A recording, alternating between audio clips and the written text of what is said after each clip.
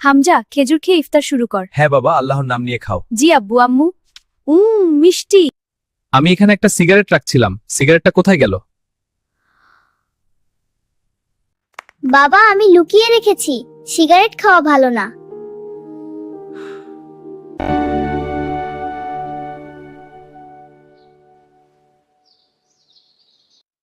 বাবা, সিগারেট খেলে আল্লাহ খুশি হন না, শরীরও অসুস্থ হয়ে যায়। আমি তো মাদ্রাসায় পড়ি। হুজুর যদি জিজ্ঞেস করে তোমার বাবা কি করে, আমি কি বলবো? আলহামদুলিল্লাহ, ইফতারের সময় হয়েছে। আম্মা আব্বা, আজকে খুব সুন্দর। হ্যাঁ বাবা, খুব সুন্দর। আজ থেকে আর কখনো সিগারেট খাব না ইনশাআল্লাহ।